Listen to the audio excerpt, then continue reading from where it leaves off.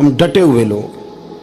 سرکار نے فلاح انسانیت کے لیے جو دوسرا کام کیا نا، وہ لوگوں کو احساس دلایا ہے کہ اگر غلطی ہو جائے تو تم نے بندوں کے سامنے اپنے آپ کو کلیئر نہیں کرنا، تم نے تو رب کے سامنے اپنے آپ کو کلیئر کرنا، اللہ کے سامنے تم نے بچنا ہے کہ میرا گناہ معاف۔ اور حضور احساس پیدا کرتے تھے۔ بخاری شریف میں قبیلہ غامدیہ کی اس عورت کا تذکرہ موجود ہے جو خود آئی تھی، کوئی گرفتار کر کے نہیں لایا تھا، از خود آئی۔ احساس پیدا ہو گیا نا گناہ کا۔ یہاں بہت ساری غلطیاں کر کے بھی لوگ جب اپنی بات کرتے ہیں تو کہتے ہیں کبھی یاد تو نہیں کسی کے ساتھ زیادتی کی ہو، یاد تو نہیں کبھی کسی کا۔ بھئی آپ نے اتنے بڑے ولی ہونے کا دعویٰ کر دیا۔ انسان تو انسان رہتا ہے۔ بڑے بڑے لوگ کہہ گئے کہ یا اللہ اگر انجانے میں بھی بھول گئے ہیں تو ہم سے درگزر فرما، لیکن جب ہم تیار ہی نہیں ماننے کو۔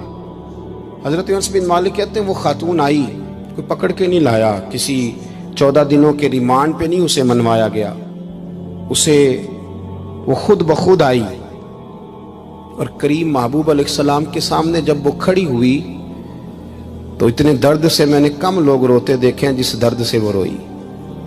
عرض کرنے لگی حضور میں غلطی کر بیٹھی ہوں، مجھ سے زنا ہو گیا، مجھے پاک کر دے۔ تو محبوب کریم علیہ السلام نے فرمایا تو کیسے ثابت کرے گی تو نے گناہ کیا؟ یعنی مجرم کو ثابت کرنا پڑ رہا ہے کہ میں گناہ گار۔ یہ وہ کمال ہے کہ انسانوں کو احساس ہونے لگے کہ یہاں ہم غلط ہیں۔ جب اعتراف جرم ہوتا ہے، جب بیماری کی تشخیص ہوتی ہے تو پھر اس کا علاج بھی ہو جاتا ہے۔ حضرت انس بن مالک کہتے ہیں وہ عرض کرنے لگی حضور میرے پیٹ میں ناجائز بچہ ہے۔ حضور نے فرمایا جا جب بچہ پیدا ہو تو پھر آنا۔ وہ 8 ماہ کے بعد آئی تو اس کی گود میں پھول سا بچہ تھا۔ حضور نے فرمایا واپس جا، جب روٹی کھانے لگ جائے تو پھر آنا۔ وہ 2 سال 2.25 سال دودھ پلاتی رہی، پھر جب آئی تو بچے کے ہاتھ میں روٹی کا ٹکڑا تھا۔ کریم محبوب صلی اللہ تعالی علیہ وسلم سے آ کے جب اس نے بات کی تو وہ درد سے روئی، کہنے لگی یا رسول اللہ 3 سال ہونے کو ہیں، میں نے گناہ کیا ہے، میں ساری رات سو نہیں پاتی۔ حضور تڑپتی، اگر اس حال میں مر گئی تو اپنے رب کو کیا منہ دکھاؤں، مجھے پاک کر دے، میرے حال پہ رحم فرمائے۔ محبوب کریم صلی اللہ علیہ وسلم نے بچہ ایک صحابی کو دیا، فرمایا بچوں کی طرح پالنا، اور کہا اسے لے جاؤ، پتھر مار مار کے اسے سنسار کر دو۔ صحابہ کہتے ہیں اسے پتھر لگ رہے تھے اور حضور بے چینی کے ساتھ ٹہل رہے تھے۔ آ کے خبر دی حضور وہ تو وصال کر گئی، انتقال ہو گیا۔ فرمایا یہاں تک تو بات اس کی تھی۔ حضرت انس بن مالک کہتے اب محبوب کریم نے صحابیات سے فرمایا اسے غسل دو، کفن پہناؤ، جنازہ تیار ہو جائے تو مجھے خبر کرنا۔ حضرت انس بن مالک کہتے ہیں غسل ہوا، کفن ہوا، جنازہ تیار ہوا تو حیران ہم تب ہوئے جب میرے محبوب نے فرمایا صفیں بناؤ، میں خود جنازہ پڑھاؤں گا، میں خود جنازہ پڑھاؤں گا۔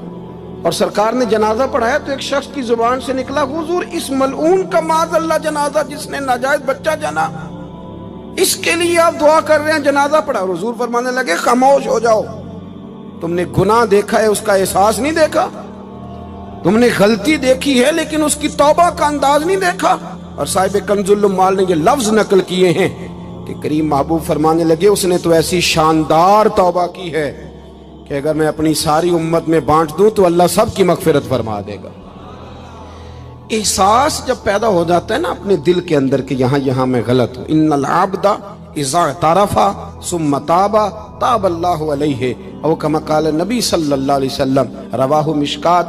حضور نے فرمایا جب کوئی بندہ کہتا ہے نا اللہ میں بھول گیا تھا، اور پھر وہ توبہ کرتا ہے تو رب اس کی توبہ کو فوراً ہی قبول فرما لیتا ہے۔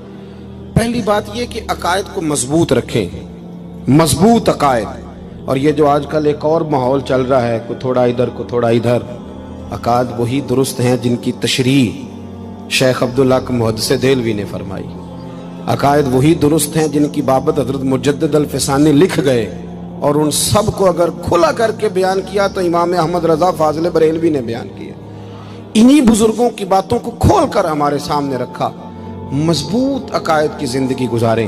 اور دوسری بات، اگر کبھی کوئی غلطی ہو جائے پھر اس کا احساس پیدا کریں، پھر اس سے توبہ کریں۔ تیسری بات جو فلاح انسانیت کے لیے بڑی ضروری ہے وہ یہ ہے کہ تھوڑا احساس پیدا کریں دوسروں کا۔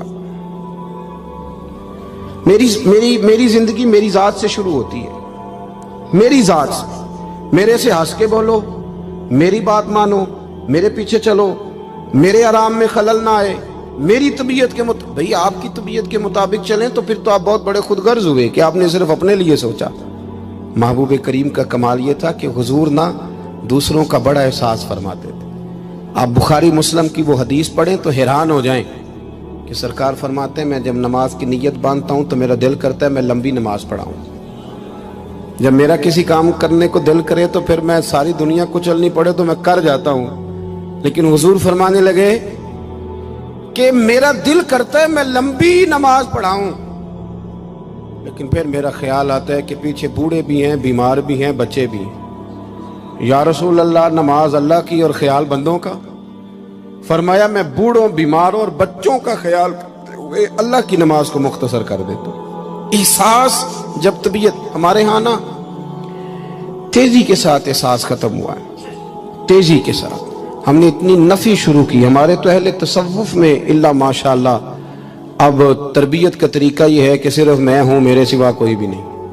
حالانکہ طریقت تو اس کا نام تھا کہ میں نہیں باقی سارے ہی.